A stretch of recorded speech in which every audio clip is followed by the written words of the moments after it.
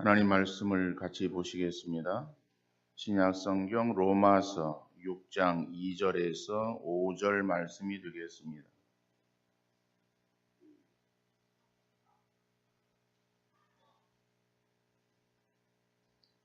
로마서 6장 2절에서 5절 말씀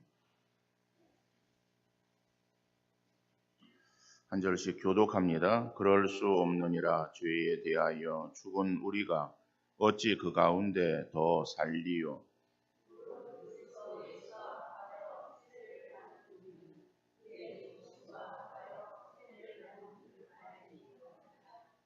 그러므로 우리가 그의 죽으심과 합하여 세례를 받음으로 그와 함께 장사되었나니 이는 아버지의 영광으로 말미암아 그리스도를 죽은 자 가운데서 살리심과 같이 우리로 또한 새 생명 가운데서 행하게 하려 함이라.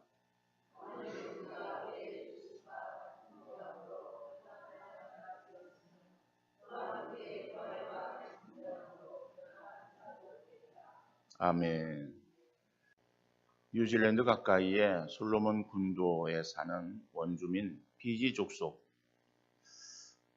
선교했던 선교사님이 계셨는데 그 선교사님은 전도해서 이제 세례를 받게 되어지면은 그 예수 믿어서 이제 세례를 받으려고 하는 사람을 그 킬링스톤 그 옆에서 받게 했다고 그래요. 근데 그 킬링스톤이라고 하는 것은 죽음의 바위, 그러한 뜻을 가지고 있는데 이제 동네 그 가운데 커다란 바위였다고 합니다. 그래서 이제 그 바위에다가 이제 사람이 죄를 지으면은 그러면은 끈으로 줄로 묶어가지고 도전 못하게 하고 그 바위에 데려가서 그래서 이제 그 바위에다가 아주 잔인한 방법으로 머리를 막 거기다가 이겨서 그래서 이제 처형을 했다 그래요. 그리고 이제 그 피가 낭자한 그러한 그 바위 그 피를 닦지 못하고 그냥 놔두게 했다 그래요. 그것은 피가 이제 벌겋게 그 바위에 묻어 있는 것을 보고서 죄를 지으면은 저렇게 되는구나, 저렇게 죽는구나 하는 것을 교훈 삼기 위해서 일벌백계 하기 위해서 그래서 그렇게 처형을 하던 그러한 그 바위가 있는데 이 선교사님은 전도를 해서 새롭게 이제 예수를 믿어서 그리고 이제 그 사람에게 이제 세례를 주려고 할 때에 그 킬링스톤 그 옆에서 세례를 베풀었다 그러는 거예요. 그래서 이 선교사님은 그 바위에서의 사람이 죄로 인해서 죽어갔듯이 우리의 옛사람도 죽었다라고 하는 것을 더 자각시키기 위해서 그래서 그렇게 행했다라고 하는 그런 것입니다. 오늘은 우리 학습 세례식 있는 날이에요. 그런데 오늘은 이제 학습받는 사람만 있고 세례받는 사람이 없습니다. 그래서 그러지만은 우리 거의 모든 성도들은 다 세례를 받았어요. 그래서 특별히 세례를 베푸는 그러한 주일이기에 이 시간 세례가 어떠한 것인지에 대해서 우리가 한번 그 의미를 살펴보면서 주시는 은혜를 함께 나눌 수 있기를 바랍니다. 첫 번째로 세례라고 할 때 이것이 무엇을 의미하는가 하면은 우리가 그리스도와 함께 죽었다라고 하는 것을 의미하고 있어요. 오늘 보면 4절 말씀 보면은 그러므로 우리가 그의 죽으심과 합하여 세례를 받음으로 그와 함께 장사되었나니. 여러분 이 구약 그 성전에서는 물두멍 그리고 놋바다 이것이 있습니다. 놋바다라는 것은 놋대야를 말하는데 그 대야가 큰 그 대야에 그래서 마치 그 안에 들어있는 물이 바다와 같이 바닷물처럼 그렇게 많다. 그래서 놋바다 이렇게 말하기도 하고 또 놋대야 이렇게 이제 말하는 거예요. 그런데 이제 그 물두멍이나 또 노태야 거기에 물이 들어있어요. 그 물을 가지고 무엇을 하는가 하면은 제사장이 성전에 들어갈 때에 그 물두멍에서 손을 씻어요. 그리고 발을 씻습니다. 이것은 깨끗하게 하는 그러한 의미를 가지고 있는 거예요.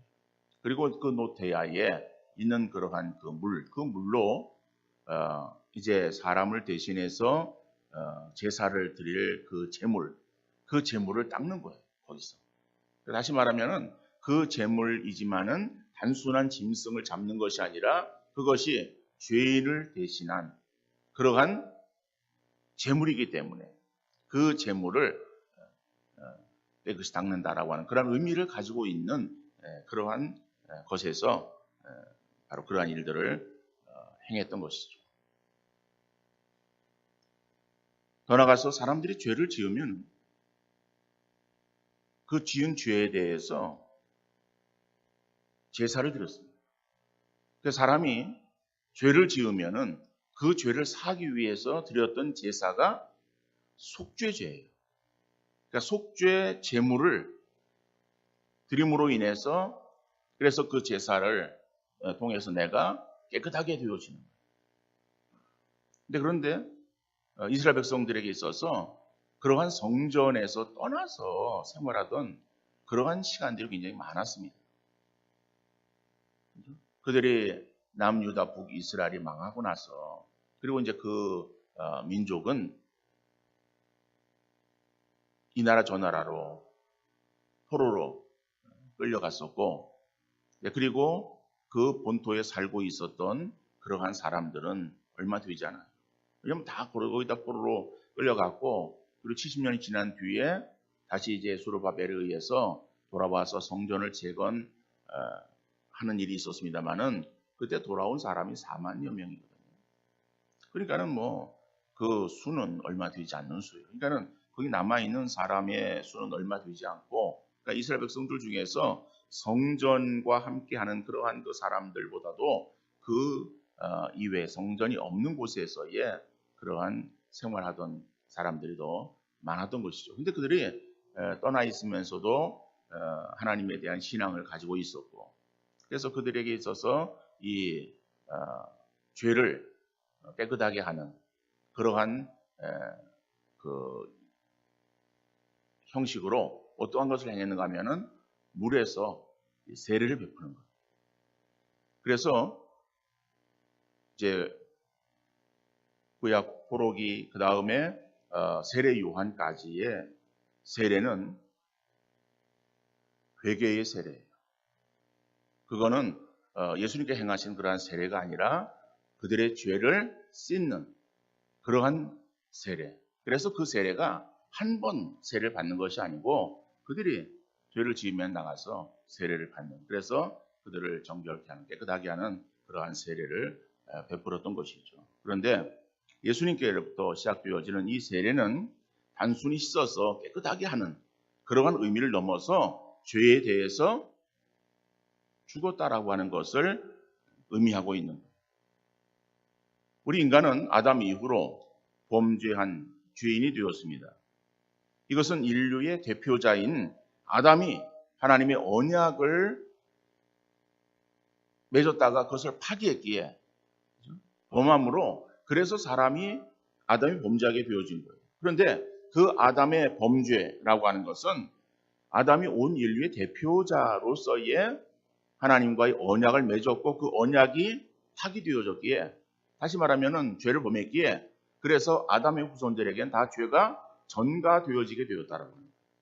그래서 우리가 다 죄인 되었어요.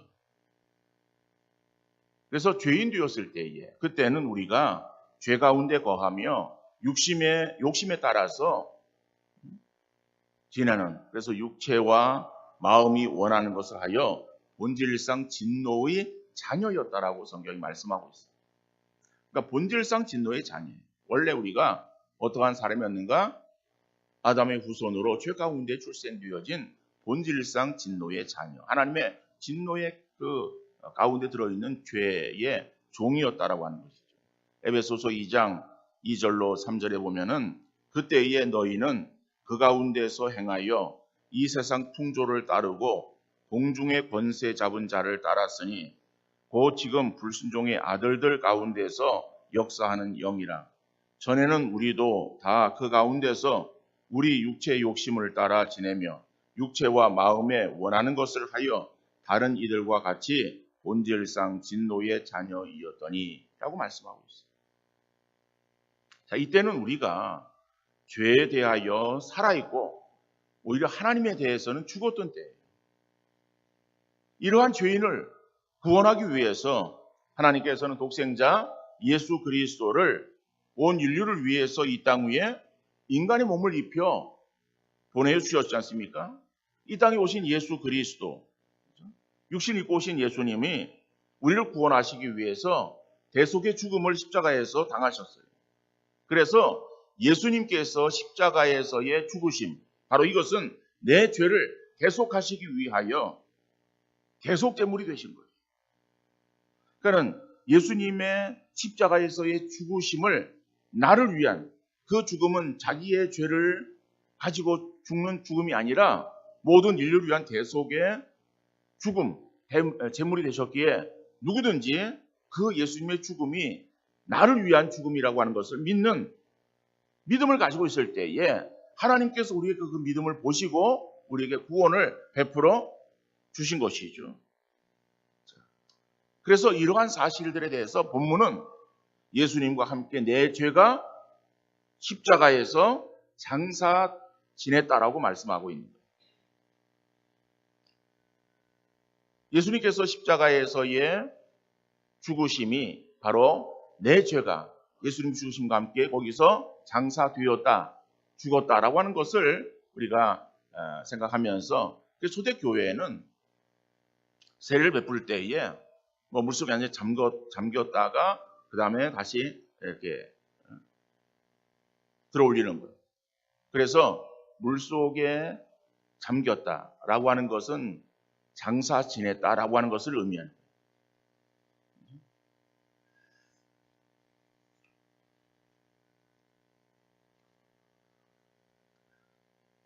그러니까는 우리가 이 죄에 대해서 죽기 이전에는 죄가 우리에게서 왕노릇한 거예요.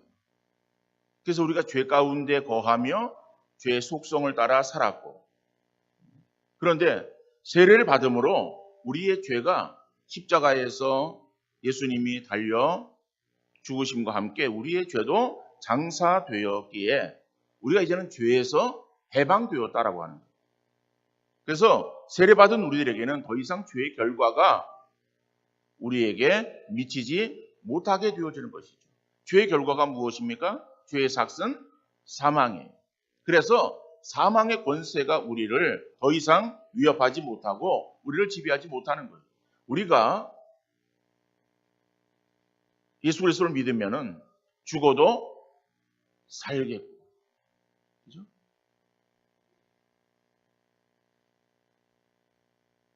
마리아에게만 하신 말씀이 아니라 이 말씀은 오늘 우리에게도 주시는 말씀이에요. 우리가 죽는다라고 하는 것은 영혼은 이제 끝나는 것이 아니라 우리가 영혼과 육체가 분리되어져서 그래서 우리의 육신으로는 천국에 갈 수 없기에 육신을 벗어놓고 우리의 영혼이 천국에 들어가는 거예요.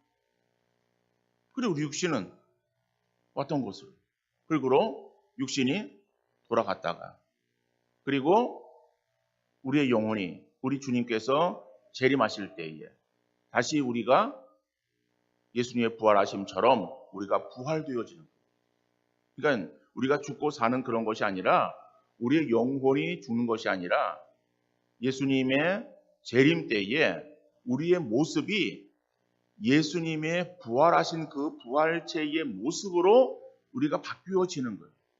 그것이 무엇인가 하면은 우리의 영혼과 육체가 다시 합쳐지는데 그 육체가 어떤 육체인가 하면은 형체를 가지고 있지만은 그러나 우리가 지금 가지고 있는 육체, 다시 말하면은 쇠하여지고 약해지고 병들고 그리고 또 무너지는 그러한 육체가 아니라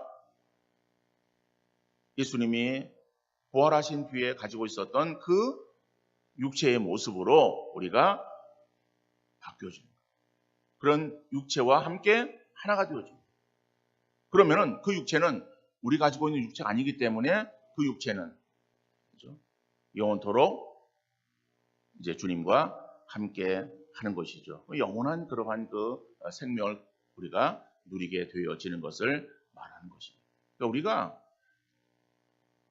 사람이 죽는다 그러면은 그 죽음은 이제 끝을 말하는 거예요. 그런데 우리는 끝이 아니라 잠시 그 모습이 변형되었다가 그래서 계속 영원한 그러한 그 생명 가운데로 우리가 살아가게 되어지는 것을 말하는 것이죠. 자, 어떤 간에 그러한 이 죽음의 권세를 우리가 예수님께서 깨뜨리신 것처럼 우리가 그 죄의 삭신 사망 가운데 우리가 눌려 사는 것이 아니라 우리가 죽음을 우리가 보지 아니하고 영원한 그러한 생명을 누리게 되어지는 것이다 라고 성경이 말씀하고 있어요. 그래서 자, 그러나 우리가 세례 받는다라고 하는 것은 무엇을 말하는가 하면 우리의 죄에 대해서는 우리가 죄가 이제는 예수님의 십자가에서의 죽으심과 장사 지낸 바처럼 우리의 죄도 거기에 함께 장사 지내서 이제는 죄에 대해서는 우리가 죽은 사람입니다.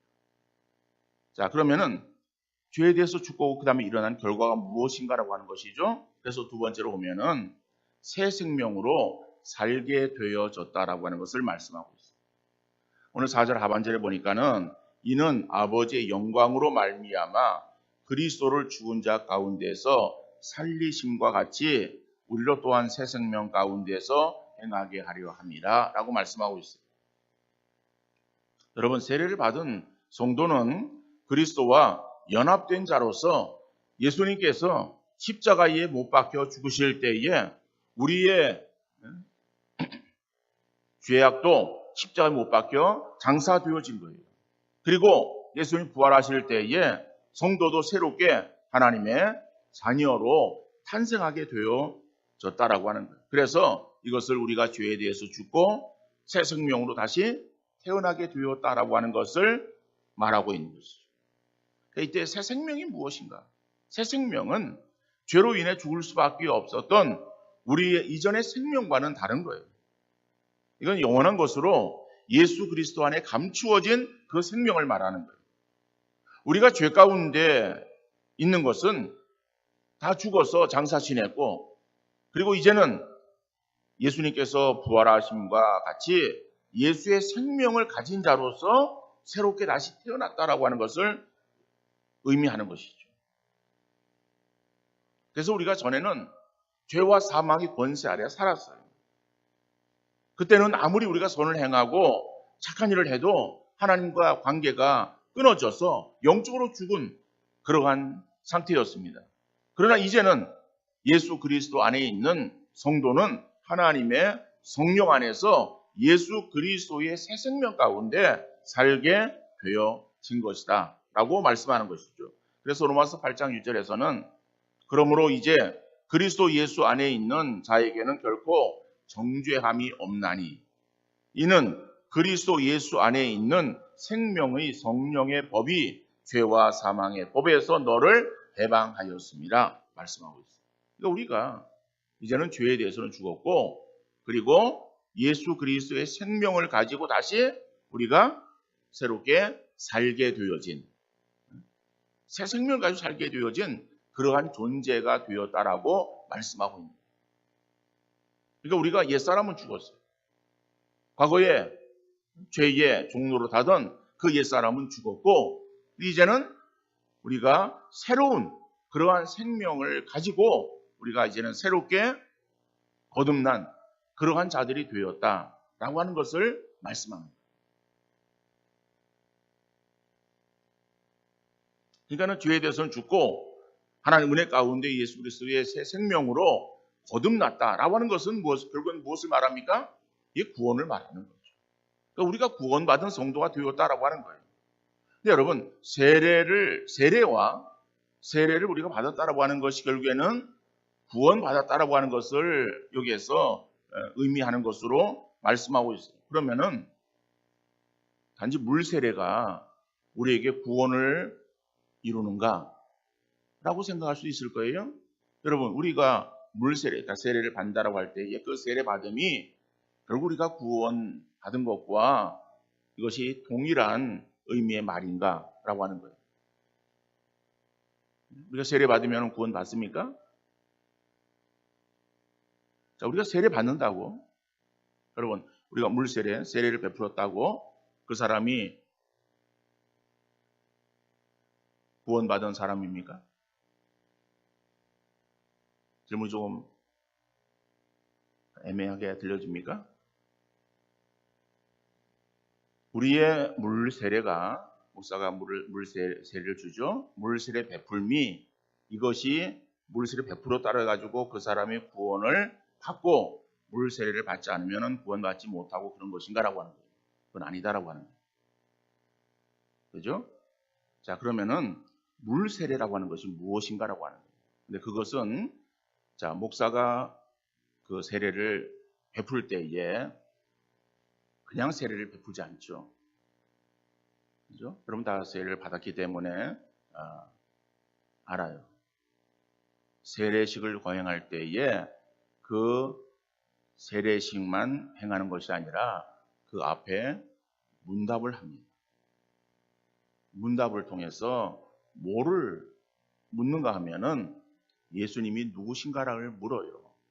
그리고 그 예수님이 나의 구세주 되심을 믿는가라고 하는 것을 확인을 하는 거죠. 그럴 때에 그 질문에 대답을 하는 거예요. 그래서 크게 대답하시기 바랍니다. 큰 소리로 대답을 해요. 자, 왜 그러한 질문을 하는가? 고린도전서 12장 3절 하반절에 보면은 또 성령으로 아니하고는 누구든지 예수를 주시라 할 수 없느니라 그랬어요. 예수님이 나의 구세주가 되십니다라고 하는 것을 믿고 고백하는 것은, 그것은 누가 그렇게 하도록 우리에게 있어서 인도하시는가 하면은 성령이시다라고 하는 거예요. 그러니까 성령으로 인해서 예수를 주라고 우리가 고백하는 거예요. 그러니까는 예수를 주라고 고백하는 그 고백이 결국에는 우리가 구원 얻는 것인데 그 구원이 성령으로 인한 것이다라고 말씀하는 거예요. 자, 그리고 더 나가서 로마서 10장 9절로 10절에 보니까는 내가 만일 내 입으로 예수를 주로 시인하며 또 하나님께서 그를 죽은 자 가운데서 살리신 것을 네 마음에 믿으면 구원을 받으리라. 사람이 마음으로 믿어 의에 이르고 입으로 시인하여 구원에 이르느니라 말씀하고 있어요.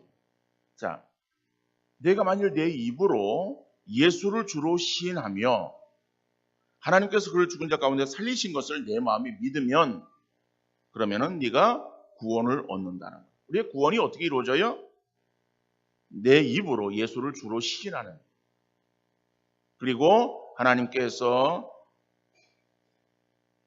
예수 그리스도를 죽은 자 가운데 살리신 것을, 다시 부활하신 그 예수님의 죽으심과 부활을 우리가 마음에 믿으면은 구원을 얻는다. 그리고 사람이 마음으로 믿어 의에 이르고 입으로 시인하여 구원에 이르느니라 말씀하고 있습니다. 그러니까 우리가 마음으로 믿은 것을 입으로 시인하는 거예요. 그래서 입으로 시인하는 예수님이 나의 구세주가 되십니다라고 하는 것을 시인하는 그것을 통해서 그 사람이 뭐예요? 구원받은 사람이다라고 하는 것을 인정하게 되어지고 그 고백에 근거해서 세례를 베푸는 거예요. 그러니까 목사가 그냥 마음에 든다고 세례 베풀고 마음에 안 든다고 세례를 베풀지 않고 라고 할 수 있는 것도 아니고, 또 목사가 무슨 관상을 보고 사람의 얼굴을 따라서 이 사람은 구원 받을 사람이고 이 사람은 구원 받지 못할 사람을 구별해 가지고 세례를 베푸는 것도 아니고, 하나님 말씀처럼 여기 마음으로 믿어 입으로 시인하여 구원에 이르게 되어지는 것을 통해서 이 사람은 구원 받을 만한 믿음 있는 사람이구나 라고 하는 것을 전제로 해서, 그래서 그 사람에게 세례를 베푸는 거예요. 그러니까는 여러분, 물 세례라고 하는 것은 이미 우리가 성령으로 인하지 아니하고서는 예수를 주라고 할 적 없어요. 그럼 우리가 예수를 주라고 고백하는 것은 우리 마음속에 성령으로 인해서 내가 예수를 주라고 고백하는 거예요. 그래 그것을 우리는 그냥 성령 세례라고 말할 수 있어요. 그러니까 성령 세례 받은 사람을 이 사람이 정말 구원함에 이르는 그러한 믿음을 가진 사람이라고 하는 것에 대한 외적인 표시로 주어지는 것이 물세례라고 합니다. 그래서 물세례가 구원을 주고 안 주고라고 하는 것은 아니고 그 앞에 성령께서 그의 심령에 역사하셔서 예수를 주로 믿게 하는 그러한 그 은혜를 베풀어 주셨을 때에 그럴 때에 그 사람에게 구원의 증표로 세례를 베푸는 것이고 그러지 않으면은 아무리 그가 많은 교육을 받았고 똑똑한 사람이랄지라도 세례 받을 자격이 없는 것이죠. 그 사람에게 세례를 베풀 수 없게 되어지는 것이다라고 하는 거예요. 그러므로 물세례가 중요한 것이 아니라 성령으로 마음으로 믿어 구원 받을 수 있는 자격을 갖춘 바로 그것이 더 중요한 것이다. 그래서 그 성령 세례, 성령으로 인해서 내가 예수를 주로 믿는 그러한 그 믿음을 가지고 있는 사람이라고 한다면은 비록 그 사람이 세례를 받지 못해도 그 사람은 하나님의 자녀가 되어지는 거예요.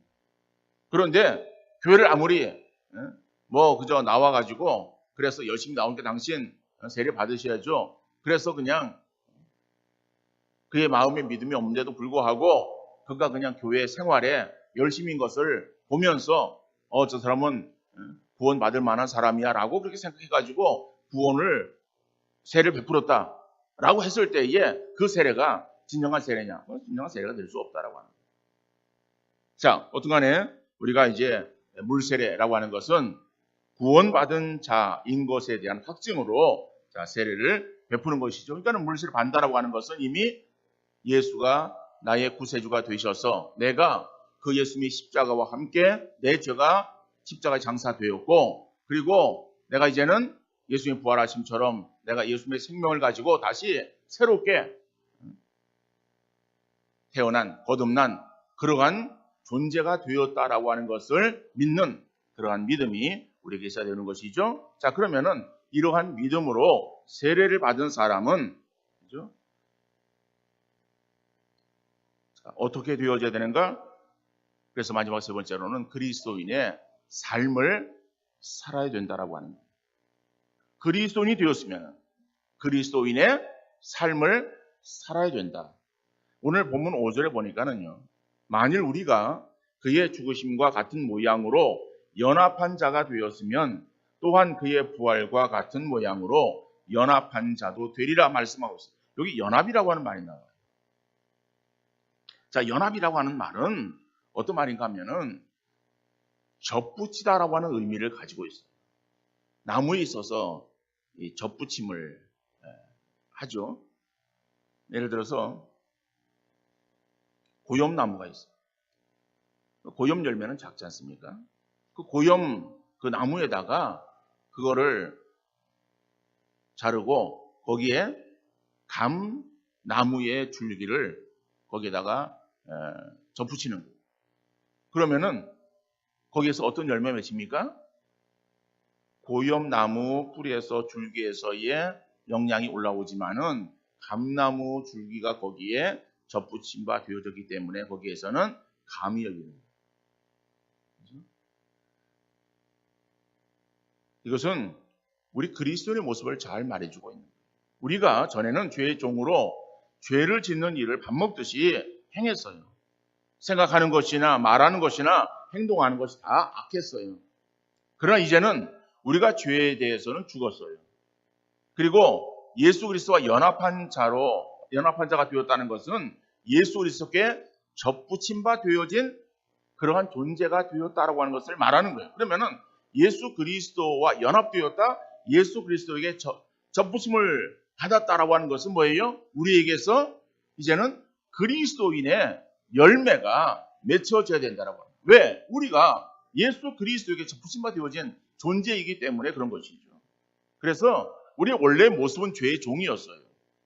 그러나 예수 그리스도에게 접붙임 바 되어졌기에 우리에게서 맺혀지는 열매는 그리스도의 성품이 맺혀져야 된다라고 하는 거예요.